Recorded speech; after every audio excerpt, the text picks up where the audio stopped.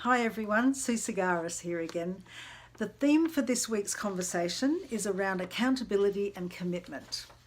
I don't know whether you've noticed lately, but with the increase of online interaction, there seems to be a decrease in accountability of people who are purportedly members of a certain group or team that are going to get together at a certain time, and the people who actually do turn up prepared and ready and committed. Now, we've always had this problem, even before the online world, how to hold people accountable. And yet we know that when that's actually happening, it can be like a fantastic band or an orchestra playing together.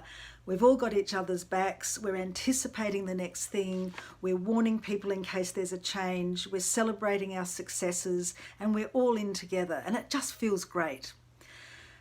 I know that many of us really long for that type of cohesion. Most people really desire cohesion and success and contribution, but it is predicated on commitment.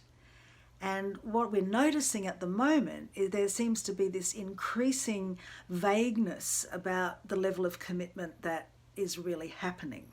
One of the most annoying things about this is, when you realise that once again you've made a time commitment, a purposeful time commitment that is now no longer relevant, it's not valued, it's not being reciprocated because the other person just basically isn't there. And of course emergencies can come up, of course life happens, but it's really interesting to notice how often those patterns get repeated and who in particular in your world is repeating those patterns. At some point in time, we need to reevaluate and make decisions about which groups or people or entities are we going to remain connected to, and which ones do we need to perhaps sort out and make new agreements with, or even back away from. So for me, I've realised that the whole challenge of accountability really comes down to three things. Was there actually a commitment made in the first place? I think in the online environment, it's easy to sign up for things with a click of a button. And we may mistakenly interpret that click as a yes because it's got a green tick next to it and it looks pretty on the screen. But is it really a yes? So that's a good thing to remember. Secondly, is there trust and respect in the relationship that is adequate for life changing, throwing us a curveball, or actually just simply a change in priority?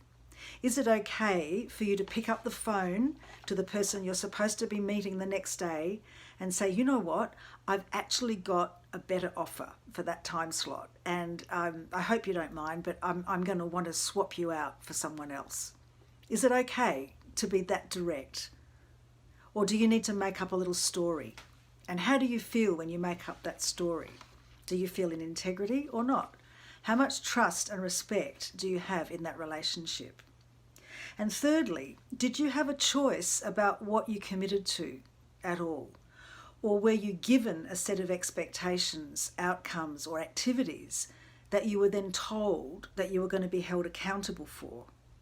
Because when that happens, it can evoke a resistant response. It can revoke a resentment, and it can invoke a pushback. Or if you really did choose it and it was something you wanted, then you'll get the opposite. You will, instead of resistance, you will get a proactive leaning into, moving forward with, and wanting to be connected with. And ultimately, I think that's what we really do want.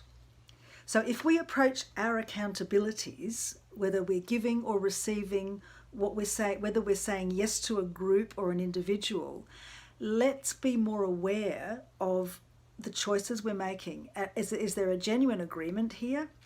Have we a right? Do we have a right to expect that the person should fulfill that agreement?